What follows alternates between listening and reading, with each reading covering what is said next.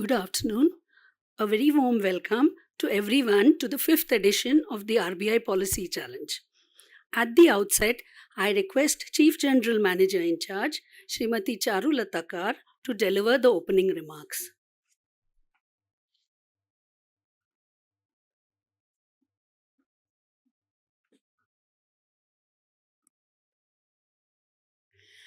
Good afternoon and a very warm welcome to all of you. Before I introduce the eminent guests present here today, I thought I will give a brief background of this entire event. In the world of finance and economics, central banks occupy an important place and their actions or activities impact everyday lives of people. Nonetheless, the functions of or activities of central banks are often appear to be esoteric and shrouded in mystery, especially for the common man. However, the events of the last few years have brought the activities of central bank into focus, and the role played by central banks is now keenly watched, not just by the market participants and the key stakeholders in the financial sector, but everyone. That's how it's happened in the last couple of years. As all of us know, the Reserve Bank of India is a full service central bank, and we are making continuous efforts to build financial literacy through different forums. Monetary policy, being a critical and core function of a central bank, also needs to be widely understood so that the nuances of it are appreciated better. Uh, RBI Policy Challenge is an effort of the Reserve Bank in this direction, and we have started this endeavor a few years ago in 2016, but there was a halt for a couple of years due to the COVID pandemic.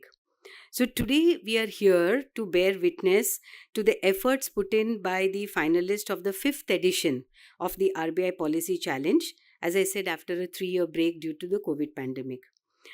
Now, it's while the students come in shortly and make their presentations, for me, and you will also appreciate that it's very heartening to see the wide participation that this competition has evoked.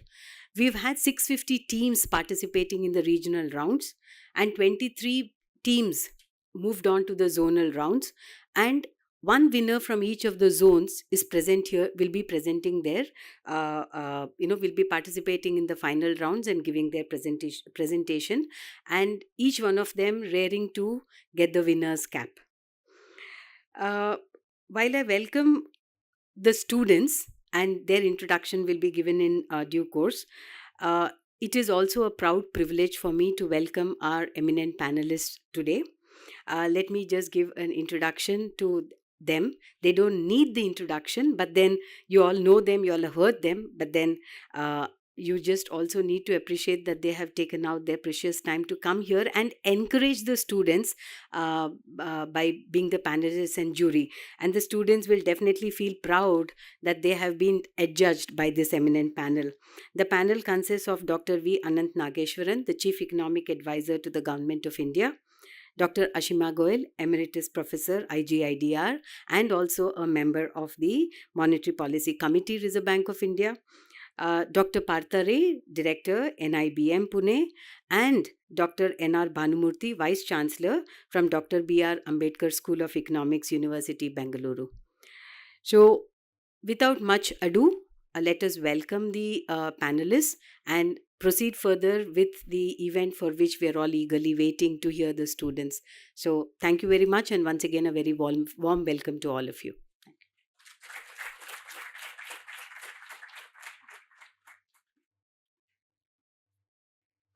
Thank you, Kar Madam. Before proceeding further, I request our Executive Director, Shri Ajay Kumar, to welcome Dr. V. Anant Nageshwaran with a bouquet of flowers.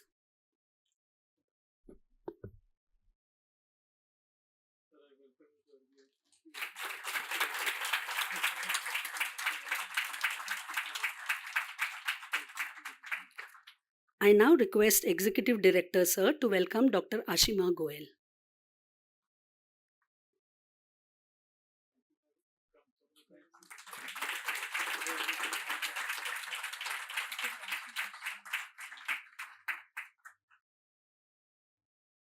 We welcome Dr. N.R. Bhanumurthy.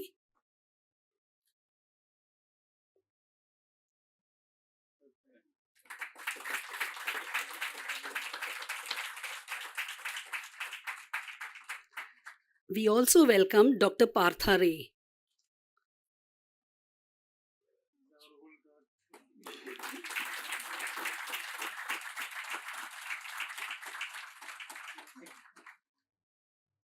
Thank you, sir.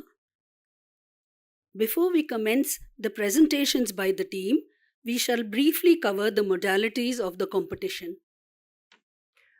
A very good afternoon to all present here. The RBI Policy Challenge is a competition that is for the students who are pursuing either their undergraduate or their post-graduation education in either state central universities or institutes of eminence in the country. This competition is designed as a 3-stage competition, with the regional round followed by the zonal rounds, which were held in the 4 zones in the country, and then, of course, the national finals, for which we are all present here today.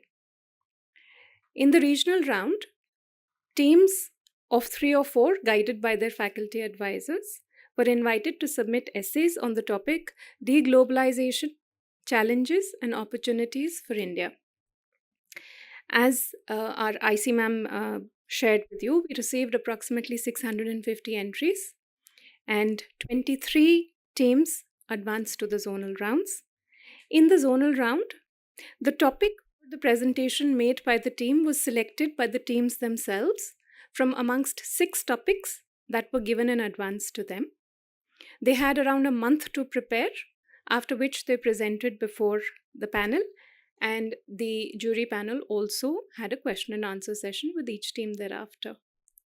Now, thereafter, we have with us today the team representing the Northern Zone from the Department of Management Studies, University of Kashmir, Baramulla, Jammu and Kashmir.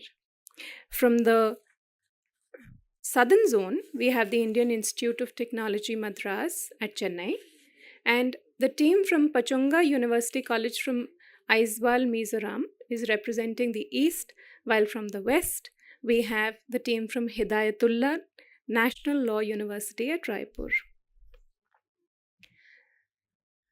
Coming to the modalities for the national finals, these have been apprised to the teams as well. The topic was given to the teams in the forenoon today morning. They had 4 hours to make their presentation. Now, each team will make a 15-minute presentation before the jury panel. There will be a single warning bell at the end of 12 minutes, followed by 2 bells at the end of 15 minutes, and the final death knell, so to speak, will be rung at 15 minutes and 30 seconds. The presentation by each team will be followed by a question and answer session with the expert panel with us today. The teams have been advised that the presentation should begin with clear recommendations about the monetary policy given the topic, and a brief assessment of the current state of India's economy, which has led to the recommendations they have made. The recommendations can focus on various aspects such as rate action, forward guidance, focus suggestions on either central or state government actions, if any. And the team should follow these up with an explanation of the rationale based upon which they have recommended these. Now we come to the topic. The context for the topic given to the teams is that the global economic backdrop continues to remain challenging. New flashpoints in different parts of the world could potentially disrupt supply chains and flare up global energy and commodity prices. Inflation has declined but remains above target in major economies. The last mile of disinflation may prove to be challenging, keeping interest rates higher for longer.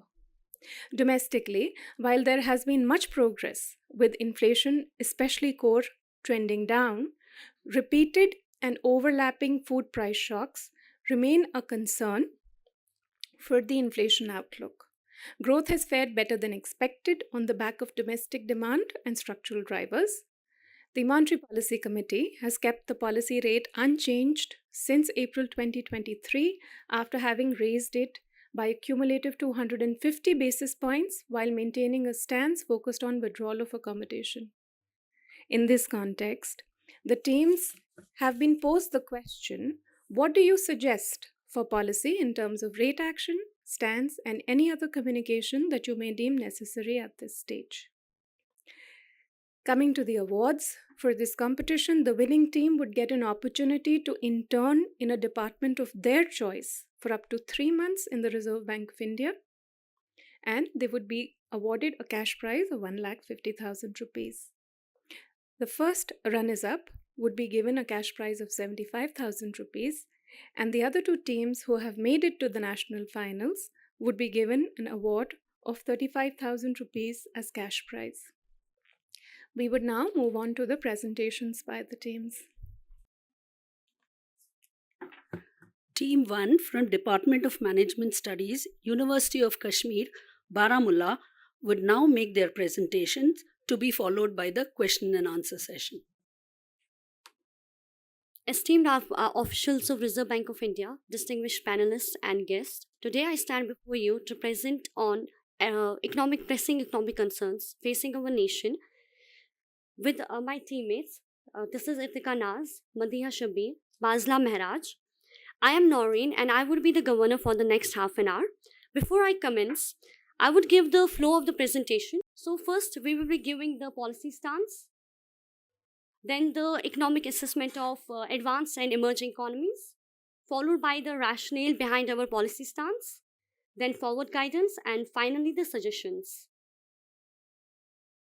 So our policy stance remains unchanged because Indian economy has shown resilience towards global headwinds. So the current policy rates, the repo rate stood at 6.50%, reverse repo rate at 3.35%, bank rate at 6.75%, SLR at 18%, CRR at 4.50%.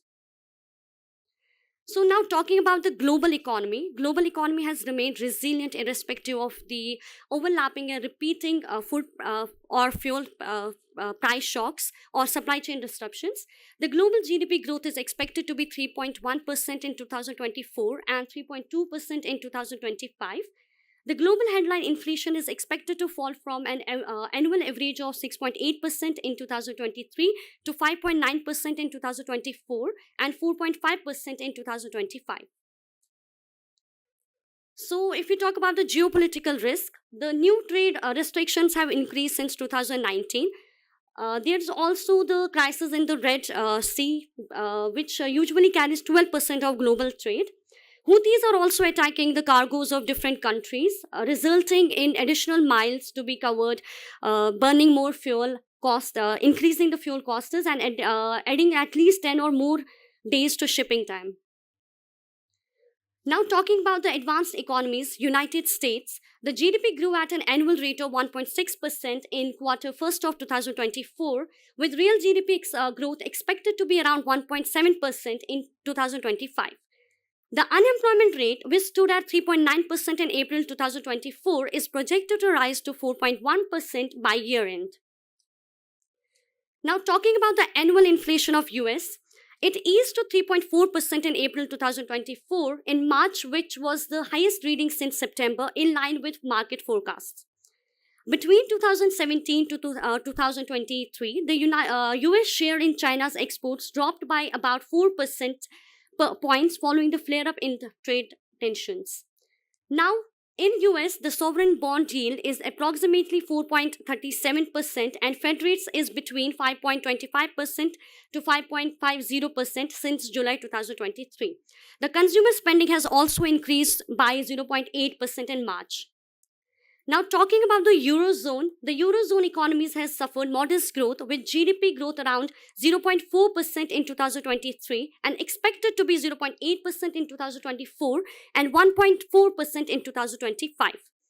The Eurozone annual inflation rate was 2.4% in April 2024. Now talking about the unemployment rate in Eurozone was 6.6% in 2023 and it is expected to be increased to 6.90% in 2024 to 6.5% in 2025. Now talking about the last major advanced economies in the presentation, that is Japan. Projected rate growth stood at 1% to 1.2% in 2024. GDP is projected to expand 0.5% in 2024 and 1.1% in 2025. The year-on-year rate of increase in the consumer price index, excluding fresh food, is likely to be in the range of 2.5% to 3% for the fiscal year 2024 to 2025. Talking about the unemployment rate, it was 2.6% in March 2024. And now talking about the emerging economy, that is China. China is expected to slowly moderate as GDP growth of 4.9% is forecasted for 2024 and 4.5% in 2025, supported by fiscal stimulus and exports. China's annual inflation rate rose to 0.3% in April 2024, compared with market estimates and March's figure of 0.1%. Continuing with the unemployment rate in China, it is reached at 5%, down from 5.2% in the previous month, April 2024. China's share in US imports declined by 8 percentage points between 2017 and 2023, following a flare-up in trade tensions. Thank you. That was all from my side. Now I would like to invite Madiha to continue the presentation. Thank you, Noreen, for the comprehensive overview of the global assessment. Building on these insights, our team will shift now focus on the domestic outlook. Ladies and gentlemen, India's real GDP stood at 6.8%. It is a testament of its economic strength and resilience. This growth is driven by some of the factors like strategic policies, infrastructure investments, strong consumer demand, and also, of course, thriving export sector. As of May 2024, the current CPI inflation rate stood at 4.83% for the fiscal year 2024 and 2025. It is projected to be 4.5%. Now, talking about the rural inflation, as of 2024, rates are still slightly higher at 5.34% as compared to urban rates at 4.11%. Food inflation, which always remains a significant contributor, with rates at 8.66% in Feb 2024 from 8.3% in the previous month. Now, if we'll talk about the sectoral performance, the manufacturing sector in India has indeed shown a positive trajectory. This growth from 2.3% in Jan 2024 to 3.8% in April 2024. The service sector has outgrown all the three sectors, climbing from 5.4% in Jan 2023 to 6.9% in April 2024. Talking about the agriculture sector, it has demonstrated growth, rising from 1.1% in Jan 2023 to 2.6% in April 2023.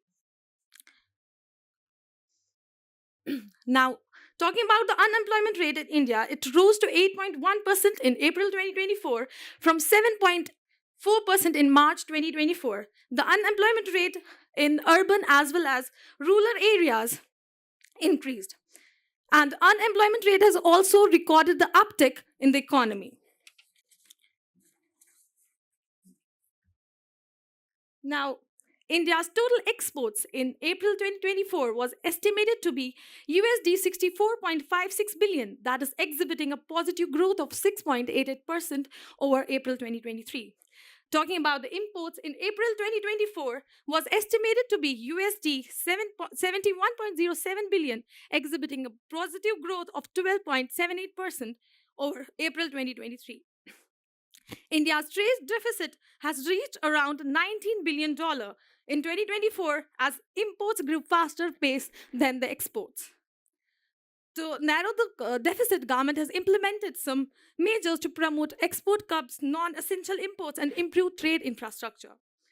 Considering that exports largely in India are from goes to the Europe, with 80% of them passing through the Red Sea, with estimated value of $14 billion. The present disruption in the Red Sea has made this trade vulnerable. Thank you. That was all from my side. Now I'd like to call my colleague, Irtika, to further continue the presentation.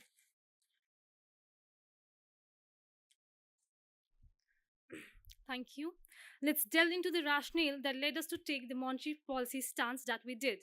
So why didn't we increase our monetary policy stance? Sorry, increase the rates. The first is neutral stance. As India is maintaining a neutral stance amidst geopolitical tension, so current policy rates are appropriate for sustaining economic stability and growth. Also to mention here, India's stable economic environment amid geopolitical tensions provide confidence to investors and reassures them of long-term opportunities. Why didn't we change our rates, or why didn't we decrease the rates? Is because of the increase in the trade restrictions and geopolitical risks which can lead to imported inflation. Keeping the rate unchanged allow us to monitor external shocks and their impact on domestic inflation, and we can respond accordingly, but not react. We cannot react to every geopolitical tension because that can create unnecessary fear psychosis. Also, the Fed cut rates. It is being proposed that there would be cut in the interest rates in coming future that will have a positive impact on Indian markets, as higher foreign investments in India markets, as foreign investors find India more profitable than US because of the difference between the interest rate between India and US. Also, lowering interest rates in the US will lead to higher availability of dollars. That will have biggest impact for India, because it will soften the dollar and strengthen the rupee, which would mean lower import bill for India. So we can respond to that accordingly. Weakening of El Nino is also good news, and there is also 62% chances of La Nina developing during June-August 2024. This would help to mitigate the food inflation pressures that could serve as a good sign for our economic growth. Thank you. That was all from me. Now my colleague Basla will continue from here.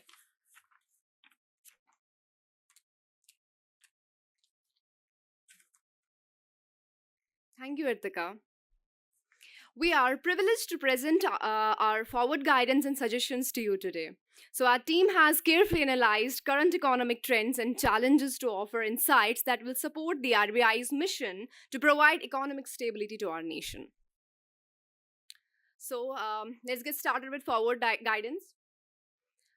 Forward commitment. Our decision to keep policy rate unchanged reflects our commitment to maintain the stability of our economy in view, monitoring the trends of inflation and growth indicators. Then we have above target inflation in major economies scenario. Our stance signals that on account of inflation above in advanced economies, the target in major economies, we are ready to address the pressure of inflation. Then we have geopolitical flashpoint scenario. The Indian economy has withstood geopolitical shocks in the last couple of years, and we have a great deal of confidence that India will be able to navigate the uncertainties that lies ahead. Then we have food price shock scenario. Monsoon is critical for India's agricultural landscape with the 52% of net cultivated area on it. The Indian Meteorological Department has predicted the above normal rainfall for rain-fed areas this year, which indicates normal monsoon without having a significant impact on food prices. To us, food price shocks are unlikely to happen. Then, in addition to this, enhanced communication and transparency. We plan to stay in touch with stakeholders by regularly sharing updates through press conferences, reports, speeches. We aim to facilitate open communication with market players, policymakers, and other to gather input, tackle concerns, and rally support for policy goals. Now, here we have suggestions. So the first suggestion from our team is focus on structural reforms. Emphasize the government's commitment to enhancing productivity and resilience through targeted reforms in agricultural, supply chain, and infrastructure. Then we have engagement with international partners.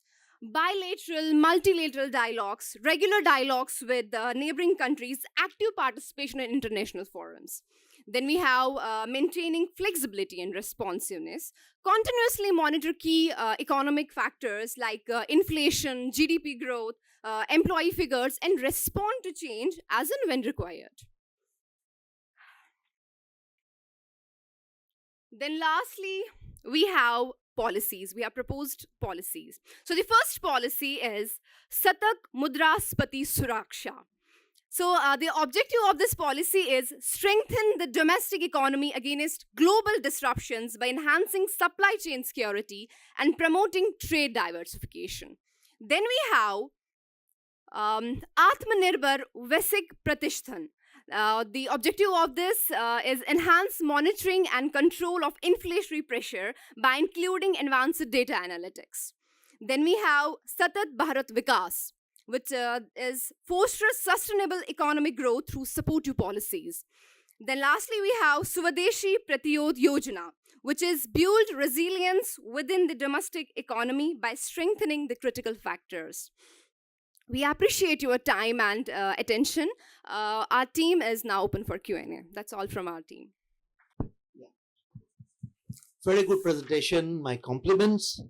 You mentioned structural policies in the end. What role do you think monetary policy can have there, or RBI as an institution can have in structural policies? So, as far as we were able to understand, the question was what is the role of RBI in structural reforms?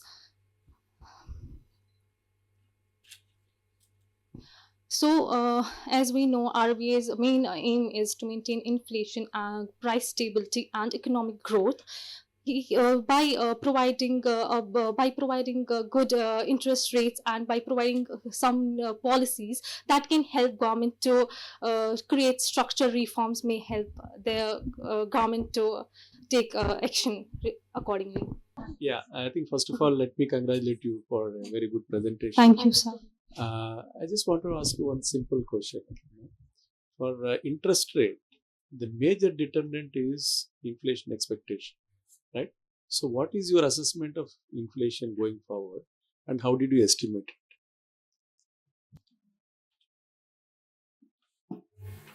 So before the inflation is projected, there are some surveys and estimates that are done to understand the household expectations or manufacturing infrastructure firms or service firms. What are they, looking forward to this year in the fiscal year? And based on those assumptions or surveys, we identify the inflation projection. And also the global economy has also have played an important role in that, because even though we are talking about the headline inflation that includes the food and fuel, because we get mostly we import the 70% of oil from outside, so we have to keep in that consideration that we have to see the supply disruptions are there, geopolitical risks. So we have to also get to know those, then to project the inflation. The inflation projected so that your policy stance is unchanged. 6.83% is the inflation, CPI inflation. Growth rate is 7%. Inflation is 4.83, the actual. 4.8. But what is going forward? What is the inflation expectations? Is going to come down or going up? It is because RBI is playing a major role. They are trying to control the inflation. No, and you are the RBI today. So we are trying to get it under. It is controlled, but we are still getting it to the main target. That's that's 4%. So in the projection, we are hoping that it will decrease in the near future. We are estimating. We are estimating using different surveys estimates. RBI governors don't hope.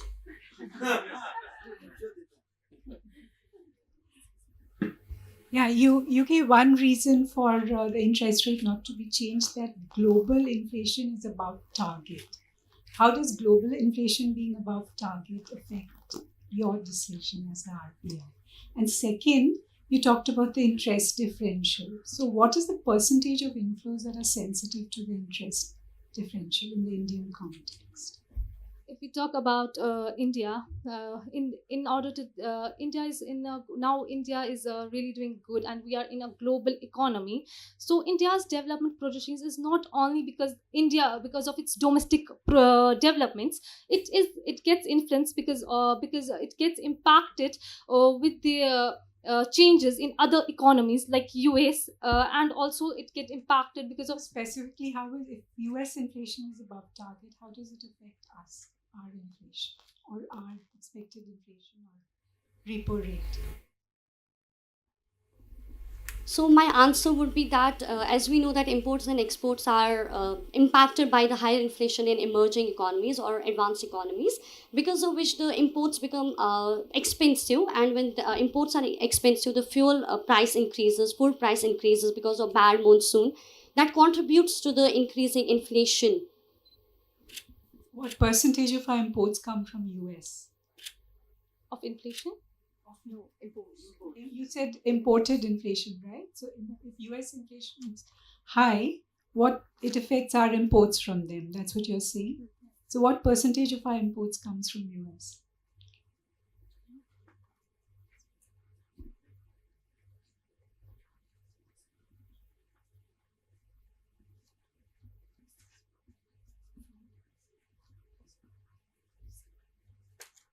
Ma'am, we know the global context actually. 64.56 billion.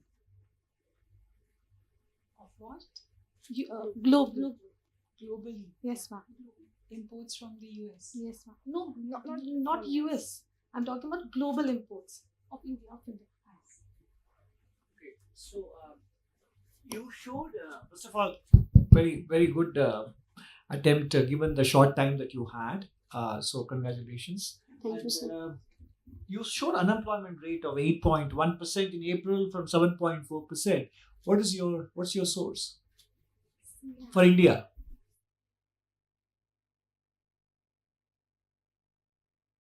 CMIS. Okay, so if the unemployment rate is going up and inflation is remaining stable, why did you choose to leave interest rates unchanged? You should be cutting interest rates. Sorry, please repeat. If the unemployment rate has gone up from 7.4 to 8.1% and inflation is at 4.8 and trending down, then the economy is not doing well. So you should be cutting interest rates. So why did you leave interest rates unchanged? So because the RBI's main mandate and objective is to stable price stability.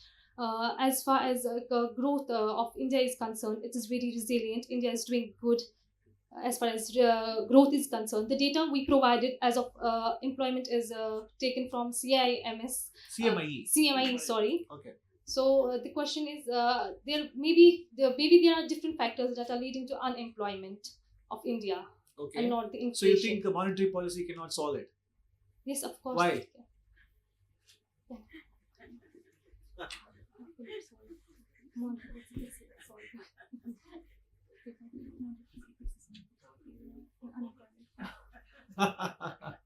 That is for you to answer, sir.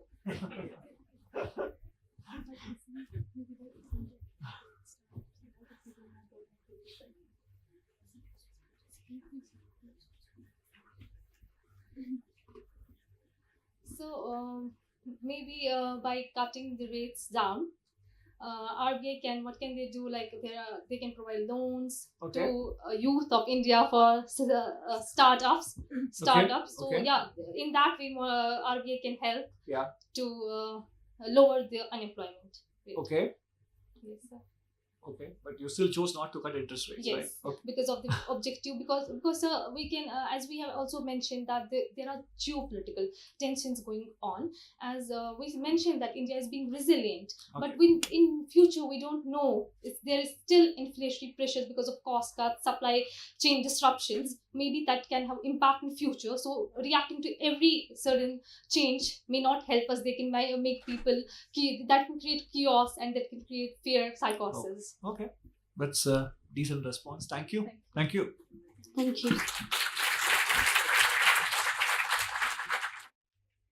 Team 2 from Hidayatullah National Law University, Raipur would now make their presentation, to be followed by the Q&A session. Respected panelists, a very good afternoon to all of you. We are a team of first-year undergraduate students from Hidayatullah National Law University, Raipur, and we are here to present the monetary policy of India. I would like to introduce myself and my team. I am Kritika Senthil Kumar, and I will be representing the Governor of RBI. My colleagues, Ms. Nandana Arun, Ms. Malvika Chandra, and Ms. Nagam Suchasri will be the Deputy Governors. We would also like to extend our utmost gratitude and our heartfelt thanks to our faculty advisor, Ms. Priyanka Tomar, under whose able guidance we have reached this prestigious platform. Ma'am, sir, with your permission, we would like to begin our presentation. Thank you very much. We would like to take you through our agenda roadmap, where we will begin with the announcement of the policy rate and stance, move on to the global and domestic outlooks respectively, converge them to discuss the rationale behind our policy, and conclude with suggestions, guidance, and what we believe would be the best way forward.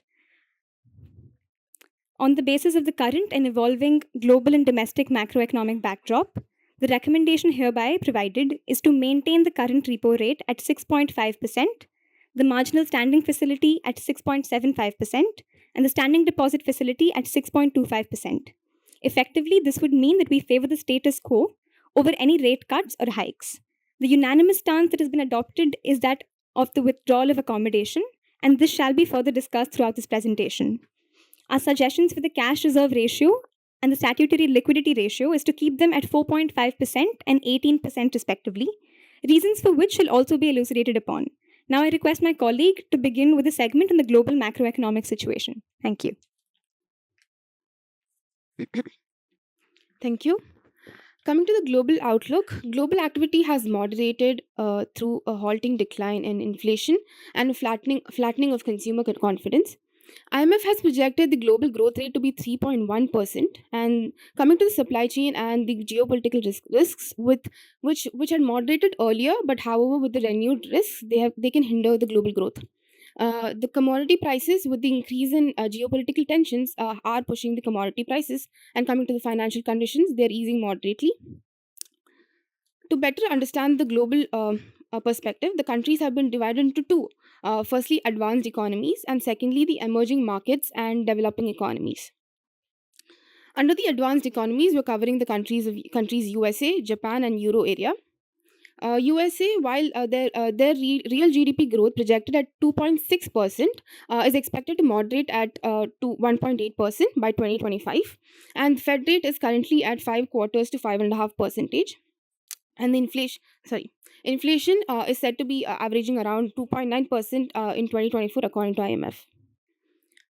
Japan, on the other hand, has ended their 10-year long negative interest rate policy, and Euro area, the growth is said to be averaging around 0.7%, and with the annual inflation will be at around 2.4%. Now, moving on to the emerging markets and developing economies, we have China and Russia.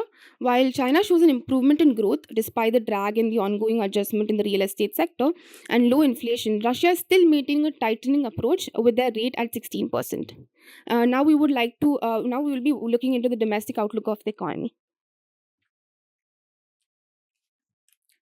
Good afternoon, everyone. Now let us move on to the domestic outlook of the Indian economy. As presented, it has been split into three categories: demand side, supply side, and inflation outlook. In demand side, we would like to discuss. We would be covering growth outlook, aggregate demand, and data concerning the demand side. First, let us look at the GDP growth for the fiscal year 2023-24. The NSO reported a growth rate of 7.6%. As we move to the first quarter of 2024-25, early estimates indicate a strong growth rate of approximately 7.5%. The Reserve Bank of India projects a real GDP growth rate of 7%, and International Monetary Fund has revised its forecast for 2024-25 upward to 6.8% from the previous 6.5%. Our economic resilience has been noteworthy, withstanding various geopolitical headwinds that have disrupted supply chains globally. This resilience is also reflected in our labor market, where the labor force participation rate for the individuals aged 15 and above has reached 50.2%, the highest since its inception. These are the graphs for the data provided before. And on the demand side, aggregate demand has shown positive trends for the first time in over 2 years. Rural demand for fast-moving consumer goods has outpaced urban markets, with a volume growth of 6.5% in the recent quarter. Rural areas have seen robust demand for home and personal care products and an increase in non-food spending, such as car and two-wheeler vehicle sales. Private financial consumption expenditure has also seen uh, sorry private financial consumption expenditure uh, has also seen positive have seen an improvement, growing by 3.5% in quarter 3 and contributing 2.2% points to overall GDP growth. This has been supported by steady urban consumption levels and improving income levels in the informal sector. uh, sorry the gross fixed capital formation grew by 10.6% year over year in quarter 3 of 2023-24, driven by a revival in private capital expenditures and continued government emphasis on capital expenditure. Healthy balance sheets, rising capacity utilization, and improving business sentiment have all contributed to this growth. Uh, government financial Government financial consumption expenditure has decelerated due to the ongoing fiscal consolidation and expenditure rationalization. However, the central government's gross tax revenue grew robustly by 13.4% during April to February 2023-24, with significant increase in direct tax collections. In terms in terms of trade, merchandise exports in April 2024 stood at $35 billion, showing a year over year growth of 1.1%, while merchandise imports grew by 10.3, reaching $54.1 billion. The trade deficit widened to a 5-month high of $19.1 billion in April 2024, with non-oil deficit increasing significantly. In April 2024, merchandise imports reached $54.1 billion dollars, making a year over year growth of 10.3%. The current account deficit narrowed marginally to 1.2% of GDP in quarter 3 of 2023-24 from 1.3 in quarter 2, due to better net services trade and increased net transfer receipts. There was also a sharp in capital flows driven by robust foreign direct investments and foreign portfolio investment inflows. The consumer confidence has soared to its highest level since mid 2019, with current situation index (CSI) and future expectation index reaching new heights. Surveys indicate that manufacturing firms are optimistic about the business outlook of quarter 1 2024-25. On both manufacturing and service firms exhibit optimism for the year ahead. Thank you for your attention.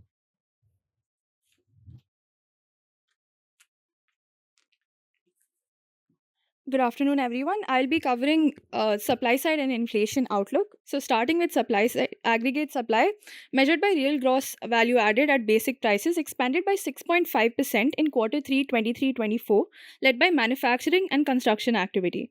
For the financial year 23-24 as a whole, real GVA is estimated in the second advanced estimates to grow at 6.9% compared with 6.7% last year. Moving on to a sectoral analysis. The agricultural sector real GVA in agricultural, forestry, and fishing contracted by 0.8% in quarter 3 23-24 on account of decline in food grains production during Kharif season. Deficient and unevenly distributed rainfall, both spatially and temporally, along with depleting reservoir levels, led to a decrease in food grain production. Under the industrial sector strengthened further and recorded double-digit growth in quarter 3 23-24 on favorable base and aided by strong activity across all subsectors. In the service sector, services remain the backbone of the Indian economy with a contribution of over 70% to the GVA growth. Over the years, there has been a shift from low-value addition services to high-skill, high-value addition services. Service sector GVA growth accelerated to 7.4% in quarter 3.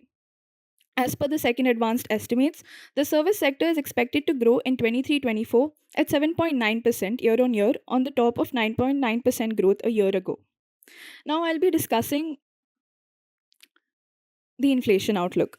Starting with headline inflation, as per the provisional data released by the NSO on May 2024, headline inflation as measured by year-on-year changes moderated to 4.8% in April 2024 from 4.9% in March, as positive momentum of 48 basis points was more than offset by a favorable base effect of 51 basis points. Moving on to food inflation, food inflation year on year edged up to 7.9% in April from 7.7% in March. In terms of subgroups, inflation firmed up in cereals, meat, fish, and fruits. Core inflation eased further to 3.2% year on year in April, the lowest in the current CPI series. The moderation was mostly broad based as inflation in clothing, footwear, transport and communication, recreation and amusement, education softened, whereas personal care and effects inflation registered a pickup. Inflation in housing, household goods and services, and health prices remain steady. Now, I would like to call upon my colleague to elucidate on the policy rationale.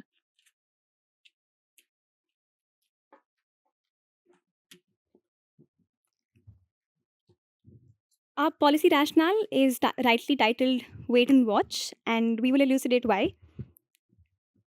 Starting with the first point and first rationale, comes to perception surveys, mainly the consumer confidence survey and the households inflation expectation survey, coupled with market expectations. What we mean to say here is that the consumer confidence survey, as told by my colleague, is at an all-time high since mid 2019. This means that consumers are confident in buyers are confident in their demand, and in a disinflationary situation, we don't know how good this would be for us to reduce or hike up the policy rate.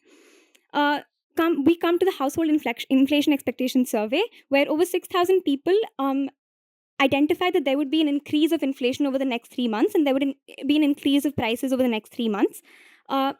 Lastly, coming to market expectations, along with OECD expectations, they were disappointed by the April 2024 MPC report, MPC committee statement, and this was because they were expecting a substantial decrease in it. This is why we would not favor a hike, and we would like to keep it the same. Coming to the next rationale, which is softening the transmission lag. There is an existing 250 basis points rate hike that was already done over a course of 1 year, and the effective realization of it has not been done yet, which is why we would like to soften the transmission lag, which estimates to around 8 to 9 months, and the cumulative effect is yet to be realized, which is why we would like to again maintain the current policy rate. Coming to sustenance of efforts, striking the balance between growth and inflation, the dual goals of growth and inflation. While the RBI does focus on inflation, growth is also a substantive factor that should be taken into consideration. We would not like to leave the economy hanging, and we would not like to follow the US in this regard, where they did regret taking a decision in the past about their policy rate. Next, we would like to talk about effects of fuel price inflation and food price inflation. Revelations from recent studies actually show that the weightage of fuel inflation on the CPI is much higher than food inflation, although the weightage of it is high. Although the weightage of food inflation is much higher. This can be demonstrated by the fact that fuel and light prices went down while electricity prices went up in 2024 up until May. Coming to slowdown in international trade due to geopolitical risks and the US-China trade standoff, which affects the exports and imports.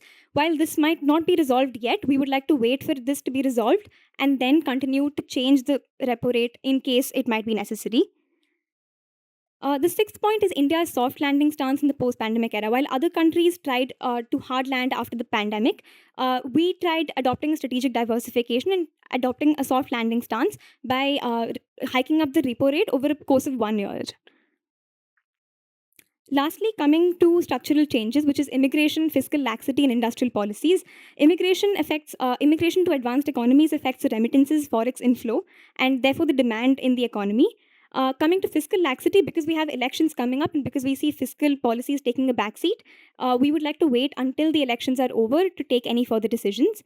Lastly, industrial policies are usually focused on sectoral policy interventions, and therefore maintaining a good monitoring outlook on these would help us in determining the policy change to be decided in a later point of time.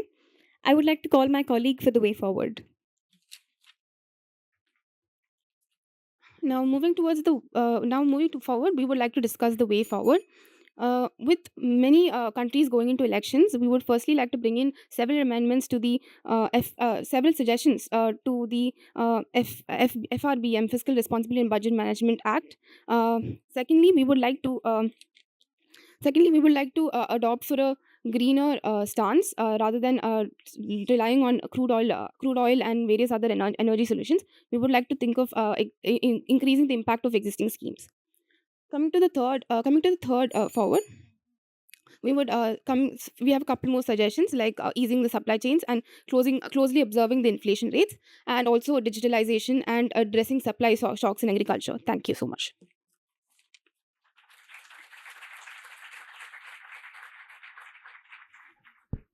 Thank you very much. You have put the presentation together quite well, so it had a good structure. Thank you. Couple of questions. One is regarding the comment you made that there is a lagged effect of previous interest rate increases, which is yet to come through in the system, and that's why. So, what are the indicators that you looked at to make you come to that conclusion that the transmission of previous hikes hasn't yet played out?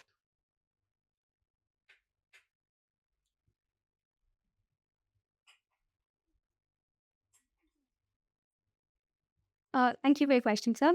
So, what we did was we examined a couple of studies taken up by RBI officials as well as external officials, where they talked about the comparison between the transmission lag in the base rate system and then the MCLR system. And after that, they examined the possible. This was a study done in 2022, if I'm not wrong. And then they examined what the effects of the possible transmission lag would be like in the EBLR system. Concluding from that study, as well as us looking at the offset of the basis points as mentioned by my colleague Ms. Madhurika, we concluded that there is a transmission policy lag. This has also been substantiated by RBI, the NPC meetings in the past, which is why we came to this conclusion. Okay, thank you. Thank you. Yeah, it was a good presentation. You brought in a lot of very recent data. And I just, one minor question I had was that why does the governor give a decision before he or she looks at the data? Yeah.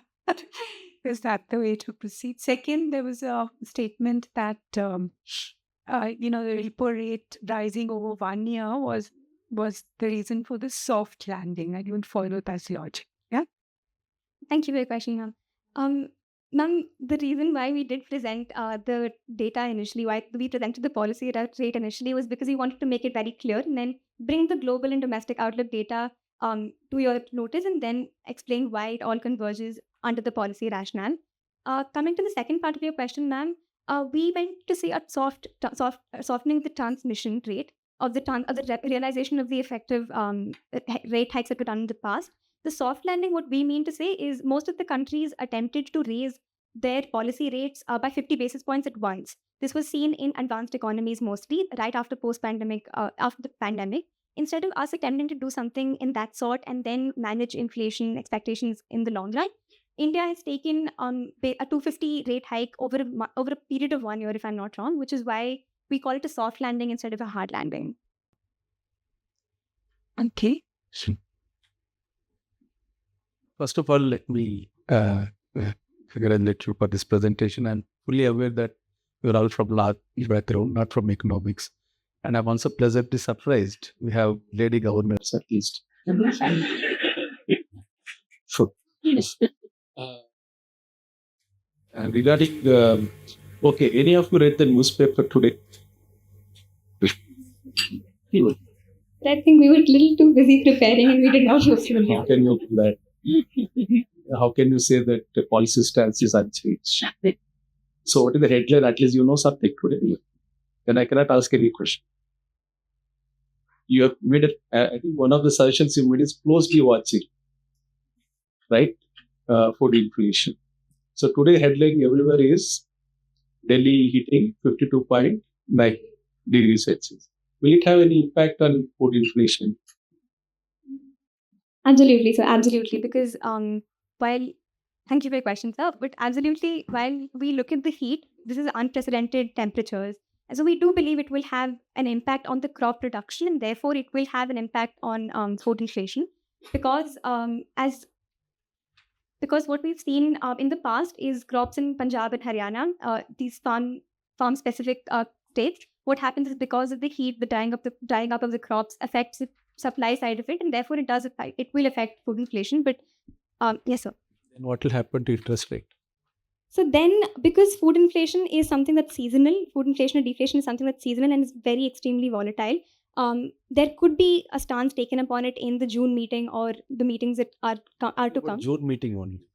So in the June meeting, I don't believe there will be any. I don't believe there will be any change right now. Yeah. There is no heat on governor. This is really stilling CA's earlier question. The way you present it, I had a feeling you should be talking of a rate cut. Why did you, essentially, are you suffering from what's called tyranny of status quo, or you're becoming too conservative a governor, almost an inflation nutter? Yeah, and can I add to that? You say you wait for transmission lags, but if you reach your objective, in terms of inflation and so on, would you still wait for the transmission lag to complete if it hasn't passed through fully? Yes, ma'am. Yes, sir. Thank you. Ma'am, what we see right now currently is that we are well below 6% in our inflation target, but we have not reached the 4% yet. And while we all know that is the RBI's main goal here is to reach a much lower inflation target, especially right now because food and fuel prices are quite volatile right now. We'd like to maintain it there. So to address your question, we would not like to be termed as being under the tyranny of the status quo. But what we would like to say is that we don't want to take any knee-jerk reactions. We don't want any untoward reactions and knee-jerk reactions. We believe that the elections that are upcoming, that are going to conclude day after tomorrow, would have a substantial impact on the fiscal policy. And the fiscal policy works highly in line with the monetary policy, so which is why we'd like to wait until... So that was my other question. You used that phrase fiscal laxity. I'm coming from Delhi. And and I would like to believe, and yesterday, if you know, the Standard & Poor credit rating agency upgraded India's rating outlook from stable to positive. And they said this government has been actually credible with its fiscal policies and quality of fiscal expenditure improved. I presumed you were not referring to India, right? They were just scapegoats. I think they're absolutely ignorant about the panelists. So I was just quite surprised to see the phrase fiscal laxity, because if you say that in response to the question that you would like to wait for the election results and then the budget announcements, etc., that's a fair point to make. But fiscal laxity, I was a bit surprised. What made you come to the conclusion? I mean, I'm open to hear. Maybe I am somewhat ignorant that there is some laxity here. So please go ahead. Thank you, sir.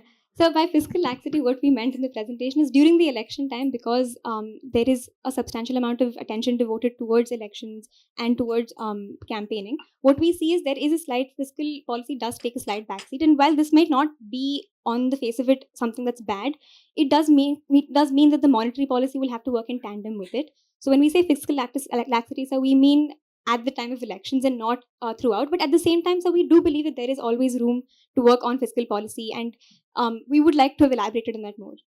Okay. No, basically, the interim budget gave a deficit target of 5.1% for the current financial year. And if anything, that is your indicator of fiscal stance. And the fiscal stance taken was 5.8 for F23-24 and 5.1, which was better than many people anticipated. That the tightening was more significant than what many people anticipated. So I thought, anyway, but good. Thank you. Thank you for your explanation.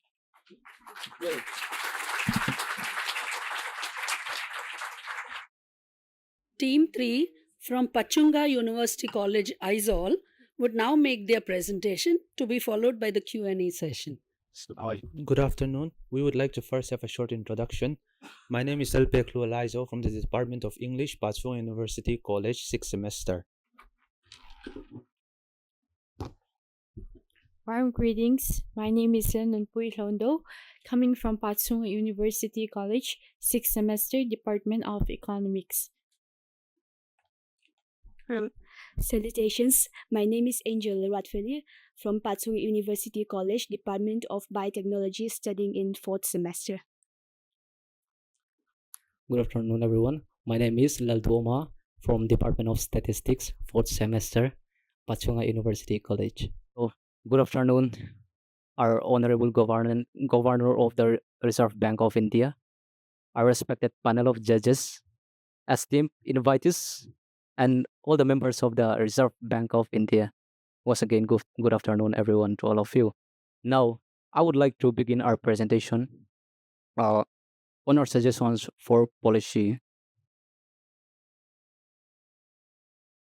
So to begin with the quote given by our Honorable Governor himself on 5th April 2024, 2 years ago, around this time when the CPI inflation had peaked at 7.8% in April 2022, the elephant in the room was inflation himself. The elephant has now gone out for a walk and appears to be returning to the forest. We would like to the elephant to return to the forest and remain there on a desirable basis.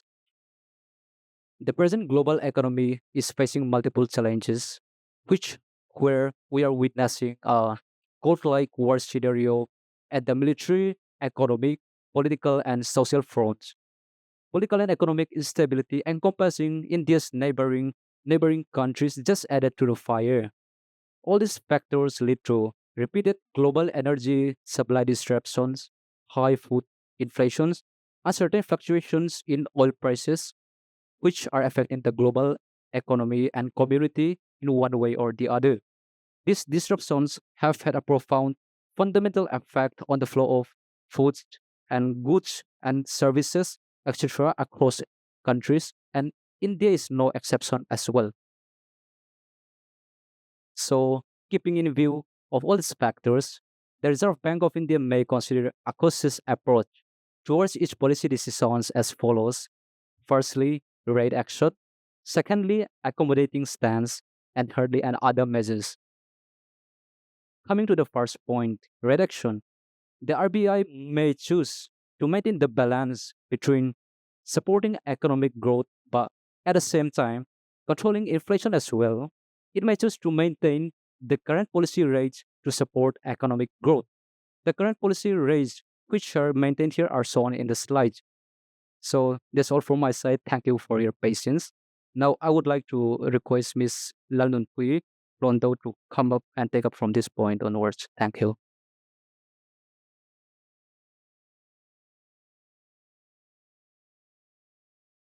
Thank you. Now I shall continue on the slide rate action. If the global inflationary trends continue, the RBI may potentially hike up interest rates gradually to curb inflationary pressures stemming from high food prices and energy disruptions. This may help in stabilizing prices and maintaining economic growth in the long run. However, it should be noted that this should be done so in order to in accordance to maintain inflationary pressures and to change rates, and given considering the impact on inflation and considering driven evidence driven policy. To conclude, the RBI of the situation, the RBI, if the situation necessitates, should consider a moderate hike in the policy rates that is within the tolerance band of +2 to combat inflationary pressures while ensuring that it does not stifle economic recovery. Here we have the repo rate trend. Here it is given from 2000 to 2025. Now we will move on to the next policy, stance on withdrawal of accommodation. The RBI may give a cautionary approach on the stance. Now, we have given the challenging global context, the RBI may continue with its accommodative stance for the time being to support economic recovery. Here, for the global context, we have the Russian-Ukraine war, in which India has turned as the main alternative supply source, for which the export has hiked up, and thus the domestic prices has hiked up in the country. Thus, the RBI should prepare to gradually withdraw accommodation once the situation stabilizes to prevent overheating of the economy and further escalation of inflation. Here we have monsoon. The RBI may consider accommodative stance mainly due to the following reasons. Here we have monsoon expected to be above normal this year as per the Indian Meteorological Department prediction, which is that there will be good harvest and hence low inflationary prices in food. However, this requires quite a time duration and hence there may be a ease in policy rates in the third quarter of the financial year.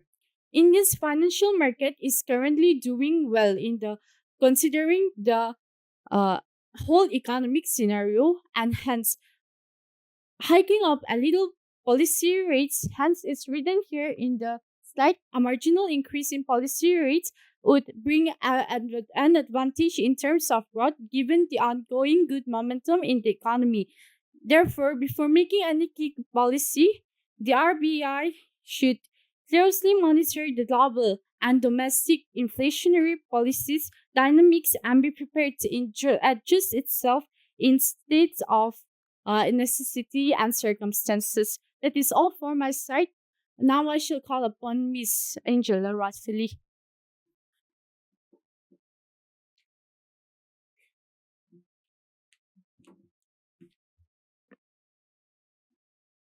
Uh, so this is the graph that has supported the previous one. And now we will move on to the other measures. So in addition to the following suggestions for the RBI, we have listed quite a few ones.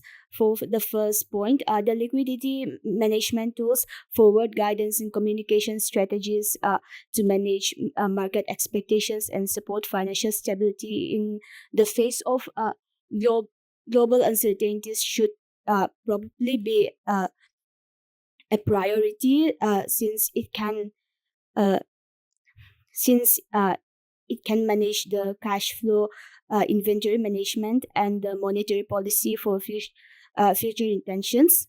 And since this will build trust and minimize the negative reactions from the public, this seems to be one of the most important points. And for the second one, if the RBI can enhance the supply chain efficiency for essential commodities both domestically and internationally to mitigate inflationary pressures that can increase the profitability. It can cause the savings and the customer satisfaction rate is expected to be high if this is the case, and it will enhance competitiveness both domestically and internationally. For the third point, improving the availability of credit to sectors affected by energy disruptions is also a very important point, as it can promote economic recovery. It as well as maintain essential services and encourage investments, uh, even in hard economy as such, as we are facing wars in Asia and even the Russia and Ukraine war. And for the last one, the coordination with the political executives or government should also be given importance, since this will increase the chances of the public's trust in the Reserve Bank of India. And I think it is worth noting that the government of India has also always been a part of the decisions made by the Reserve Bank of India in case of monetary policy committee. So that is all from my part. Now, to make the conclusion, I'd like to call upon Mr. Lepeklualaiso.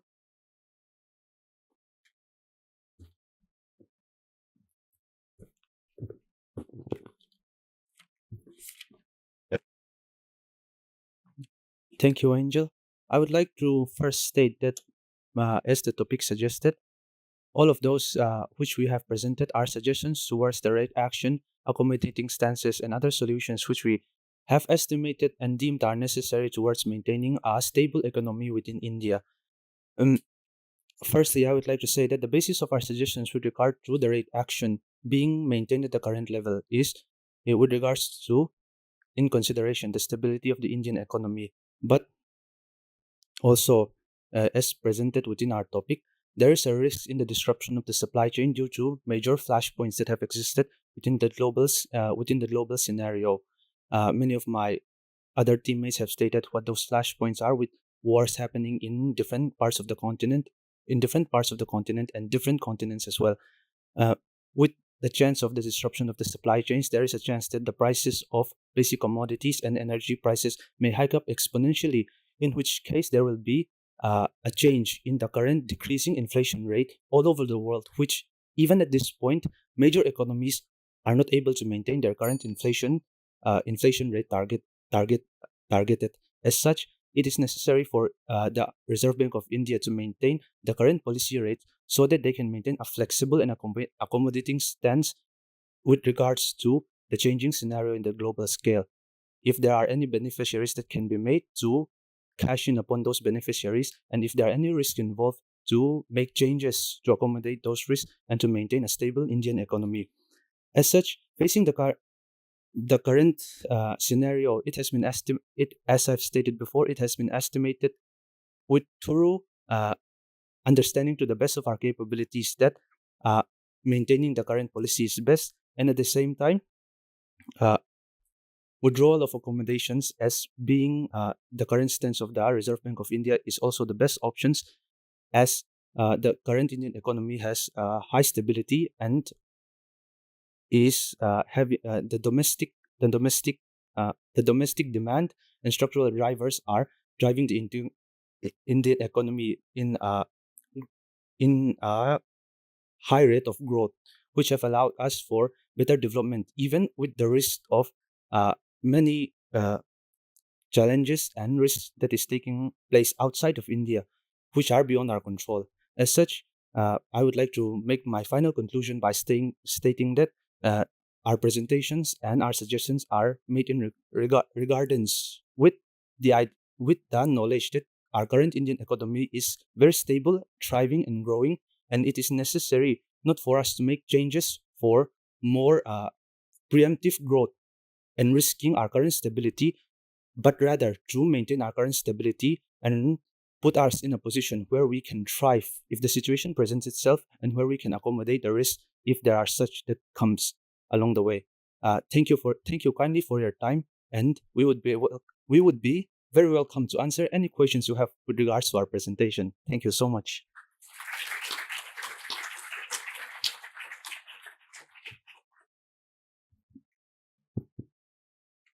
So thank you. Very good presentation.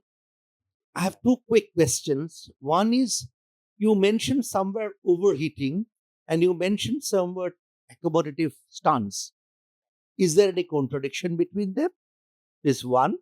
Second is, what role does or can RBI play in terms of enhancing supply chain efficiency that you talk? Thank you, sir, for your question. For the first question regarding the accommodating stance and overheating, we have stated that the RBI must be prepared to change its accommodating stance in accordance so that there would be no further escalation and overheating. So accommodating withdrawal of accommodation mainly generally means that there is withdrawal of money supply in the economy, right? Reducing money.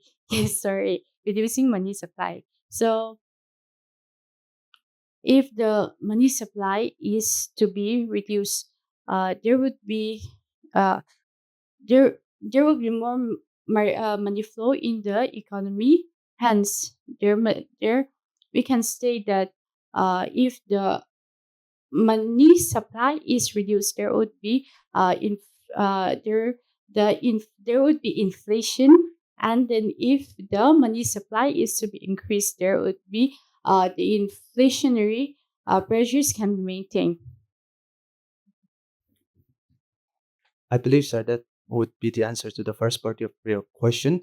And I would like to add that, as I've stated in the conclusion, our suggestions are based on the idea of flexibility and accommodation. While we strongly suggest withdrawal of accommodations in our stances, we also believe that it is necessary to be flexible and accommodating with regards to reacting to the global changes that in the economy as well.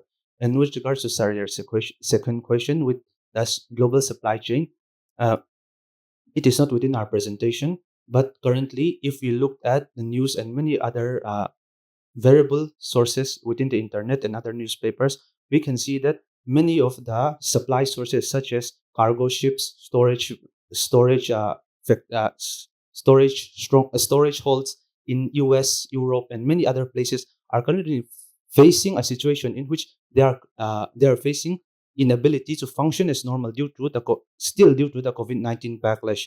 In this situation, it is possible for India itself to support its India itself and the Reserve Bank of India to support up and coming businesses with regards to storage supply and other transportation. In which case, we would not only be enhancing the supply chain globally and nationally, but also creating a new source of economic growth for the people as well. I believe, sir, that is a possible way in which the Reserve Bank of India can support the people, not directly by involving itself, but rather by allowing and generating a situation in which the people and the rest of India can alleviate the supply chain problems. Thank you, sir. So I know that the RBI is a full service central bank, but I did not know that they can do everything. Yeah. But many places you use the word stability, price stability, or something like that. So, what do you mean by that, and how do you measure it? That is one question. And the second is, at the end, you have somewhere it's written coordination with political something. So, should RBI coordinate with the political parties or what? What does it mean then? Thank you, sir, for the question. If you would please, we would like to answer the second question first. So, yeah. Yeah, it expands. Well, I am biotechnology student, so I am no expert. But in the best of my understanding and ability, what we have come to conclude is that we as a team do not think that we should the RBI should have like correlate itself with any political party or give any power in any sense. It is just that we think that the RBI should be a neutral point, a point where any political party that comes into power can just work with it due to its true nature of its trust and building the trust with the political party as well as the nation and having a strong relationship in the sense that they can do uh, everything in yes in everything.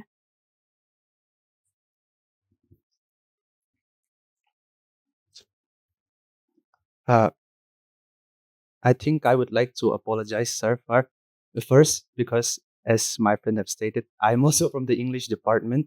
So my yes, my understanding and my answer may not be satisfactory. So I apologize for that.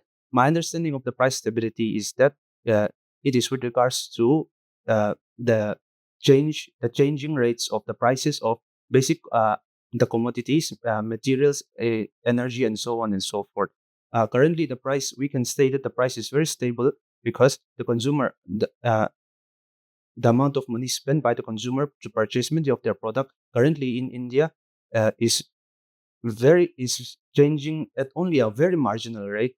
I believe I have not stated within the presentation, but recently it has been stated by our respected governor himself that the changing rate of the in the future within the next 4 quarters, it has changes from 4.5, 4.8 to 4.5 and have only marginally moved around that rate. I believe that showcases that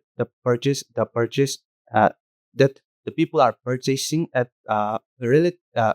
relatively the same price throughout during the years and even in previous years, which showcases the stability of the prices of commodities, so on and so forth. I hope, sir, that is satisfactory to your queries.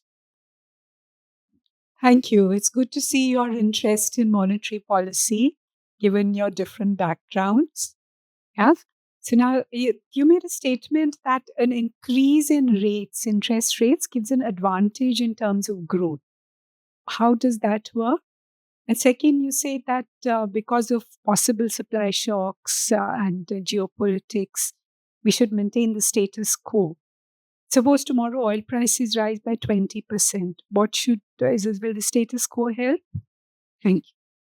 Thank you, ma'am, for your kind questions. Regarding the relation, we can say that the advantages of inflation, I think that would answer the question as well. For a country to develop, there must be a quite increase in prices or an inflationary or an inflation. If the country is in deflation mode, there would be stagnant development. I think that would answer the question. Yes, I will answer the second part of your question, ma'am. Maintaining the status quo would allow us the status quo currently with regards to the stability of our economy already, as I've stated before, is already supporting the growth of the Indian economy. But as you state, suddenly with the global situation, something can change overnight. As it has happened I believe within the current month, with the MPC having an emergency meeting and making and also having the ability to make necessary amendments and adjustments.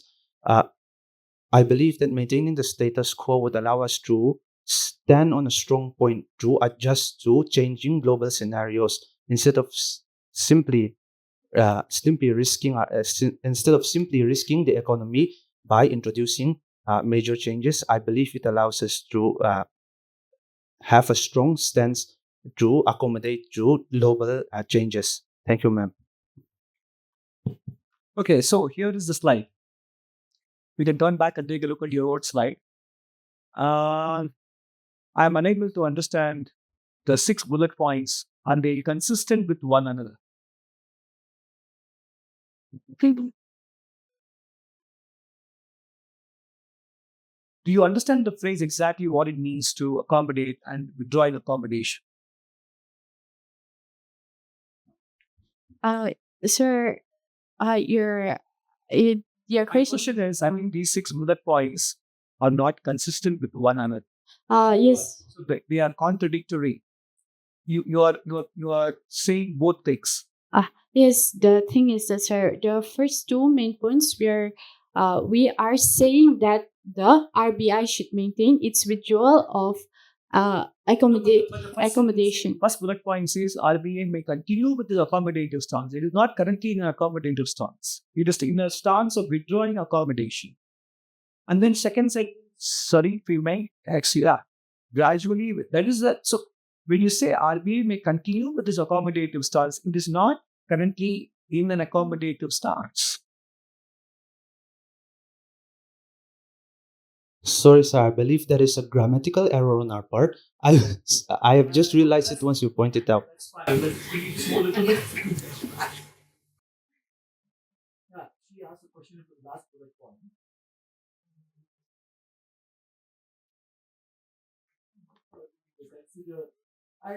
So if monsoon is above normal, why should the central bank consider accommodative stance? Sir, it is actually written that since the monsoon is expected to be above normal, there will be a good harvest. It is yes. And then Yes, with the good harvest, that would be a fall in prices of crops. Yes, and for that there should be Yes. Yes. Okay, no, your thought process is fine. I just wanted you to see it come through the full logical chain. And food prices constitute Yes, sir. good chunk of the CPI. I mean, to come down. And so I just wanted to hear from you your chain of thinking. Thank you. Yeah, I'm done. Thank you, sir.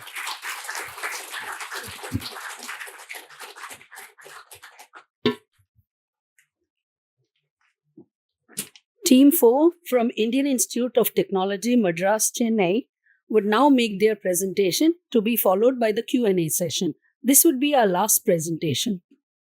Good afternoon, everyone present here. I am Kaushik Hati. I am from IIT Madras. I am doing my master's in the area of finance. I am a MS research scholar. Good afternoon, everyone. I am Riyom Sen. I'm a second year MBA student from IIT Madras.